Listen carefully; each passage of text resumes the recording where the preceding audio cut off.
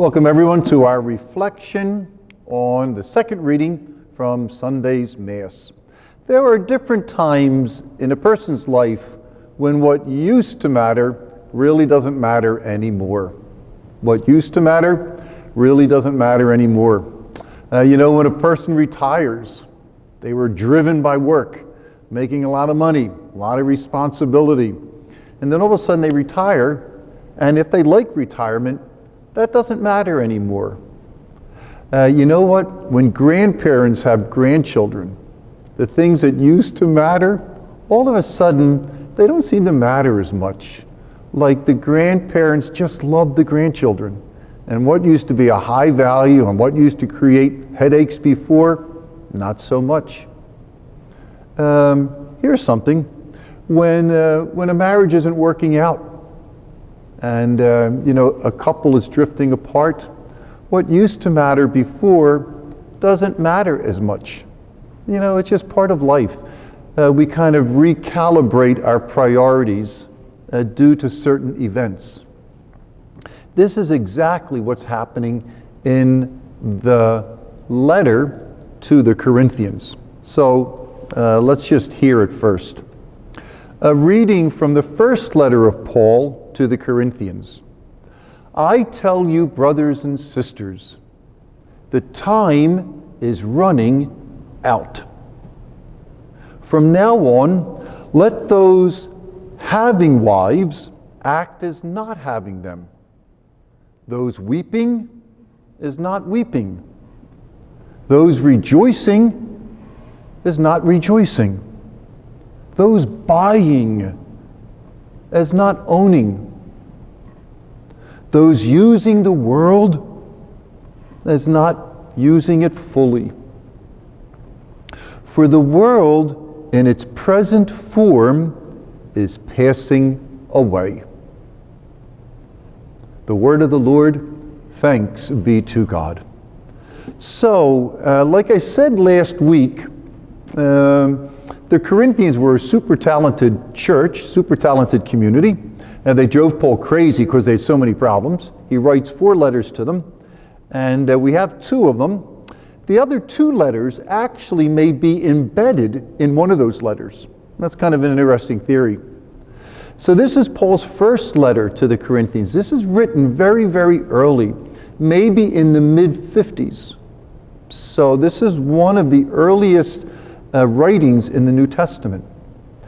When this was written, the early Christians thought that Jesus was going to be returning soon from the heavens.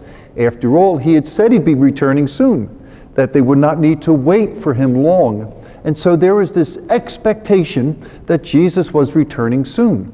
And that's what's driving this letter. So this is what Paul says. Because Jesus is coming back soon, reevaluate your priorities.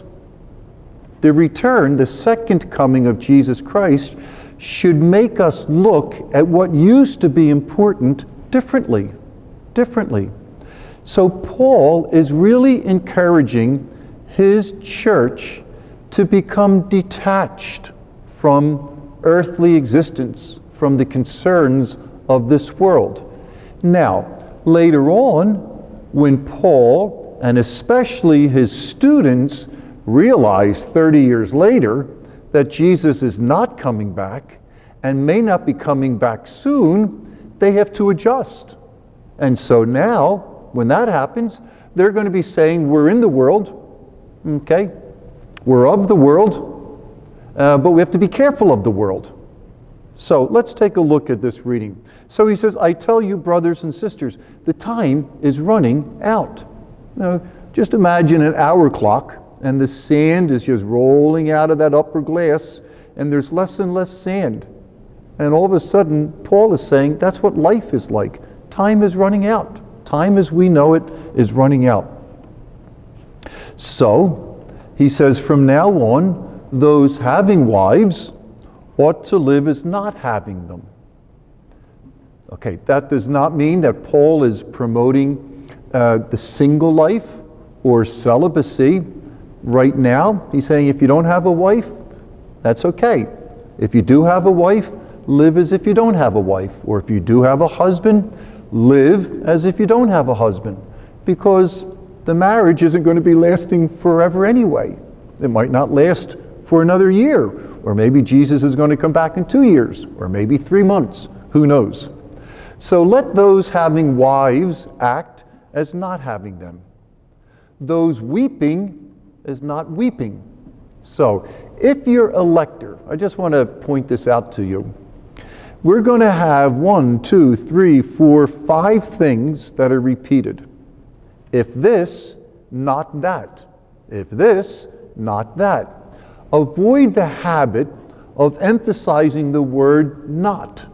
We don't want to say not 5 times as readers. So, when a word is repeated over and over and over again, emphasize it the first time if you're a lector, if you're a gospel reader as a deacon or a priest, but don't repeat it over and over and over again. Don't stress it over and over and over again.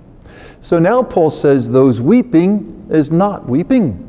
So if you're weeping, Paul is saying be sad, weep if you want, but don't weep inconsolably because the Lord Jesus is coming back. Those rejoicing is not rejoicing. So be careful about over-rejoicing and thinking that you're going to have a lot of time to do this. You know what? Maybe Paul is saying it'd be better to tap this down, be a little bit more sober, because the Lord Jesus is coming back soon. Those buying is not owning. This is Paul being commonsensical. You still have to go out and buy food. You have to buy clothes. Okay? But buy, but not with the sense of owning it for a long time. So be modest in what you buy. And then finally, using the world as not using it fully. So Paul is saying, you know what? We live in this world.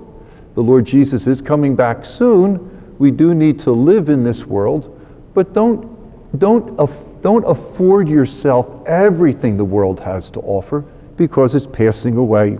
And then he ends, for the world in its present form is passing away. I think Paul's word of encouragement to the people 2,000 years ago certainly applies to us today. The Lord Jesus has not come back, and this is 2020, and we don't know when he's coming back. And because we've waited 2,000 years or more, we've probably gotten a little too comfortable living in this world. And maybe Paul's words should kind of sting us a little bit or encourage us to reflect on living in this world. I'm fond of saying we need to be in the world, and we're for the world, but we're not of the world. So we are in the world. We're incarnate beings. We live on planet Earth. So we're in the world. We're for the world. We want what's best for the world. We want to enjoy the pleasures that God gives us because we live in the world. But this is also important. We're not of the world. Ultimately, we're of heaven. And we need to keep that as our most important reality. So we're in the world. We're for the world, but we're not of the world. Maybe Paul is calling us today to be a little less worldly, a little less attached to hurt feelings, a little less attached to acquiring things. We live in America. It's a consumeristic culture that we live in. All we see nowadays is Amazon vans back and forth constantly. We're not out shopping, so now the stuff is being delivered to us. This is our culture. As Christians, we're called to be a little countercultural, to push back on that, to live more simply. So that's what I would encourage all of us to do. Just reevaluate the world. Don't be attached to things. Live a little less simply, and value those things that remain forever. Because the world, in its present form, is passing away. Thanks, everyone, and God bless.